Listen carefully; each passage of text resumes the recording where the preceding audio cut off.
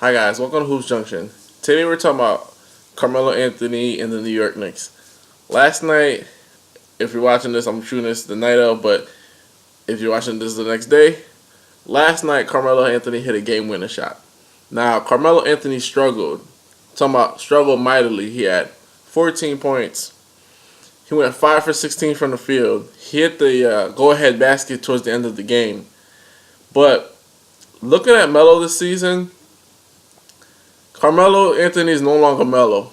Melo was like his alter ego or his his pseudonym. It was like when he hits the shot, you're like, that's Melo. That's Melo. Like we saw one glimpse of Melo tonight, and that's when he hit the game winner. Like that's Melo.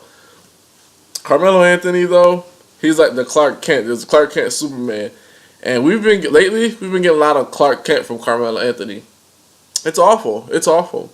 And the thing is like he's below all of his career averages. He's averaging 22 points a game, about 6 rebounds, and a little less than 3 assists a game. And his career averages are higher. Just not that much higher, but they're higher in general. And to look at him now, and you look at it, he has help. Porzingis had 29 points. Brandon Jennings had 12. Derrick Rose had 12. I mean, and we don't even expect that much from Derrick Rose because of the injury, but he had 12. Like, they had a bunch of contributions in the game against the Timberwolves. The Timberwolves were down by 16 points. The New York Knicks bench was killing them. Plumlee was killing them. Porzingis, or I can't pronounce the guy's name. I apologize, but that kid had a career high. He was draining threes. They looked awesome. They were up by 16 at one point, knocking the Wolves dead. As soon, I guarantee, if you play back the tape, it was like in the third quarter or late in the fourth or early in the fourth.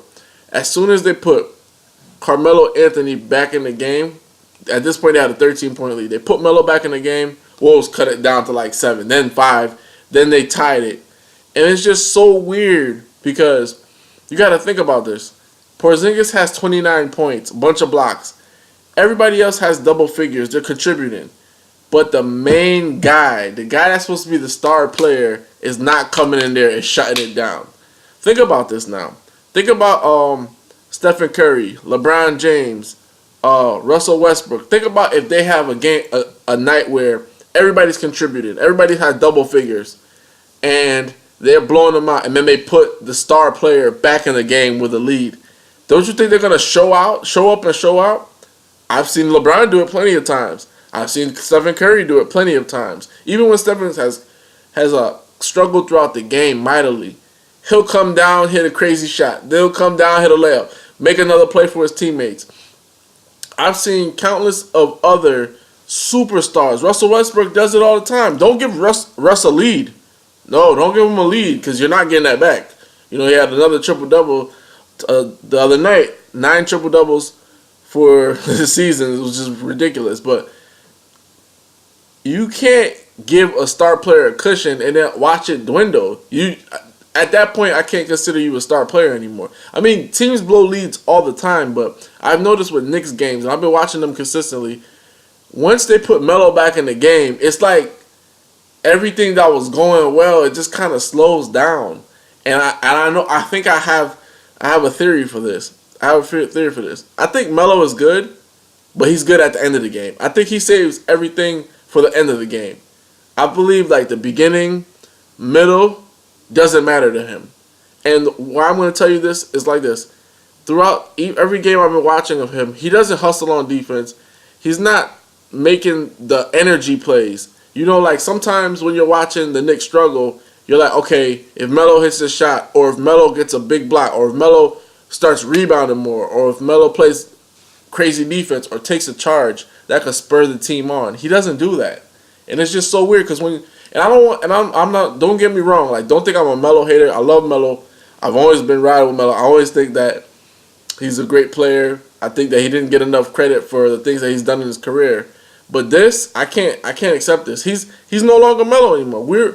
The thing is with Melo, when me and my colleagues debated this all the time, we just finally came to the conclusion. We're judging Melo on the past Melo, the Denver Melo, the early Knicks Melo. We're not looking at him for what he is right now. And he's just a guy that he can score the basketball, but don't expect him to do anything else. Don't expect him to facilitate. Don't expect him to lock anybody up. Don't expect a ton of rebounds from him. He's just like, he just goes through the motions. He just completely is passive when he's playing. He's only aggressive to shoot, but it's not aggressive to make plays. He doesn't attack the basket. How many times have we seen Melo get a bunch of fouling ones in a game or get a couple of dunks in a game? It's like it's barely visible. His energy is just not there, and it's just due to the fact that he's figuring like, I'm gonna save this to the end of the game. You know, when they need a big shot, that's who they're gonna come to. They're gonna come to me. Like, you can't rest on your laurels, and you can't hang your hat on that. What about the whole entire rest of the game? The Knicks were up by 16 points. Then when they put Melo in with a 13-point lead, that lead shut down. Now, mind you, Derrick Rose did turn over the ball a couple times. Brandon Jennings did turn over the ball a couple times. But hey, listen, watching the game, they're bringing the ball up. They're not even calling Melo's number because of the simple fact that he just doesn't want to be involved. You could tell, like, he just doesn't want to be involved. He doesn't want to contribute. He just wants to score the basketball. He wants to get his numbers. That's that Carmelo Anthony way. You know, it's no longer Melo. When Melo was on Denver, forget about it. Like, there's no way he's going 3-4 possessions without attacking the basket, shooting the three, shooting the mid-range, in the post. How many times you see Melo in the post nowadays? You rarely see that. It's just so weird. And I think it's just like, it's perfumed or covered up because he's hitting game-winning shots. So you can't really say anything. But I'm saying something, and I'm saying something while they're winning. So if they start losing, everybody can't say, you're just saying this now because they're losing. Melo does not influence the game how he should. Carmelo Anthony is a top 10 talent that just doesn't play like a top 10 talent. It's like he's lazy. He doesn't affect the game. He doesn't impose his will on the game. And it's sad. Like, you can see with LeBron, Kyrie, Stephen, Klay Thompson, Kevin Durant, Russell Westbrook, Chris Paul, like, they get to a certain point in the game, they're like, okay, now it's my time. Like, move. Like, and it's not at the end of the game only. It's not like the last 10 seconds, I'm going to show you what I got. You know what I'm saying? They have points in the game where it's like, okay, I'm hot. Boom. Okay, let me get this guy going. Okay, let me attack the basket. Okay, it's a mismatch. I got him. You know, they're going to put this guy on me. Let me back him down. It's certain points in the game you see where they're attacking and it's consistent. And it's not like they're always passive, like, let me just shoot the J. Let me just shoot the J. Melo has one thing. He shoots the J. Like, that's it. And it's like, if you remember, and I know a lot of people can't. It's like, it's difficult for you to remember that older Melo with the braids. And when you see that Melo, even the USA Olympics Melo, like, how aggressive he gets, and then how, like, just passive he plays on the Knicks, it makes no sense. And honestly, if I were Knicks fans, I would be like, you know what? Look, man, I need to get my money back. All that, the new stadium we built for you, all the money that you're getting paid, why are you playing so passive? Like, why are you so ineffectual throughout the entire 3 quarters? But then the 4th quarter is like, okay, give me 10 seconds left on the clock, tied. I'm good. That's just weird. That's awful. That's awful. It shouldn't take for 10 seconds to be on the clock for you to play with energy, play with passion, play with aggression. He just doesn't play with it. And he's not Melo anymore. He's just Carmelo. Like, that's it. He's Carmelo Anthony. That's it. Like, so I can understand why people say he's not a superstar, because superstars don't just black out like that. They don't just check out like that in a game, especially in a game that you're leading. Like, in a game that you're leading double digits, they should put you in the game after the bench done put in work, and you should just be going crazy. You should be getting lobs. You should high-fiving your guys, everything. But it's just like, the most energy I see from Melo is when he's on the bench cheering his guys on, and that's weird. It's just so weird to me. Like, why is that the most energy you have? Like, why is there no aggression? Is there like an injury that we don't know about? Is there something that's going on with the coach? I'm seeing, like, they putting Melo in the corner. They're putting Melo is at the top of the key to the left, and they're running action for Porzingis, and that's it. Like, it's so weird. Like, I just don't understand it. He's turned into a spot-up shooter. It's so Melo is a superstar. Superstars are not spot-up shooters, okay? LeBron's not a spot-up shooter. Westbrook's not a spot-up shooter. Kevin Durant is not a spot-up shooter.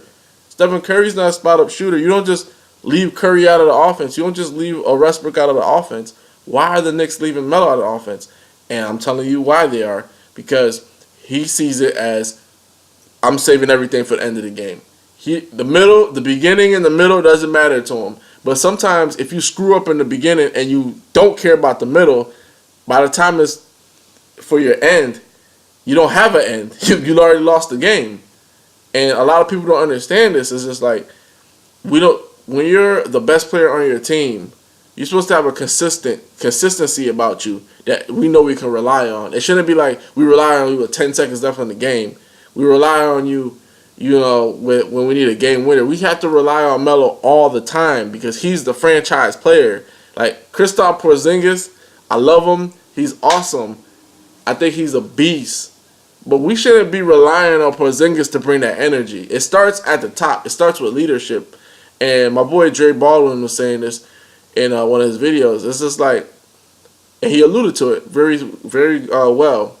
He said Melo's just not a great leader, and a lot of people aren't great leaders. But I think to put on top of that, he's just not a leader at all. He just does his own thing. Like he's like the lone wolf on the team that needs him not to be a lone wolf. Like the team is weak. Like when you're rebuilding a team, you need to bring in a culture, and that culture starts with the general manager, it starts with the coaching staff, but it starts with the star player. Like when LeBron came back to Cleveland, he was just like, we gotta get serious. This is our goal. He's putting pressure on Love. He's calling guys out. And even if you don't agree with him, he's still leading. Do you see what I'm saying? He's still, if you don't like the leadership at all, he's still leading. He's still doing something. He's not just letting life pass him by. You see what I'm saying? Kobe Bryant. A lot of people hated his leadership. They say he's a gunner. He's this. He's that. I think he's the only player in NBA history to have like over 25,000 points and over 6,000 assists. He's like but he's a gunner, right? No, he's not a gunner. The way he led, you just didn't understand it. You didn't like it. But guess what? 5 championships later, you understand. You see what I'm saying? And that's no knock on anybody else. But you might not agree with somebody's leadership skills, but if they're a leader, they're a leader. There's no way you can deny it. And Melo's just not it. I think like if he could build himself up to become a leader, to lead his teammates the right way, it'll be golden, man. Because if Melo's hot or if Melo has energy and he has that vibe on the court and you can't mess with him, let's just say he's having a bad score on that, but he's rebounding the heck out of the ball. Let's just say he's getting in foul trouble, but he's trying to defend as best as he possibly can. That inspires the whole crew. And everybody's like, you know what? Melo's diving on the floor. Melo's doing this. Melo's got that energy. I can't come out here lax. You know what I'm saying? Brandon Jennings shouldn't be the most energized player on your team. Kristaps Porzingis should not be the most energized player on the team. Your franchise player has to come out with that energy, has to come out with that fire. And right now we're not seeing that from Melo. It's not even the 14 points. It's consistent lack of energy that I've been seeing in Melo. It's not good. It's poor body language. When he's on the bench, it's like the team plays harder. It's so weird. Put you in a game and you just blow leads. Makes no sense. Melo's not Melo anymore. We have to put down the Melo that we used to know and accept the Melo that we know now. It's weird. It's weird. I don't want to accept it, but the truth is the truth. That's it. Melo's not Melo anymore. Just Carmelo Anthony. This is Vlad from Hoops Junction, where Hoops meets Hoopla. Like, comment, and subscribe. Peace.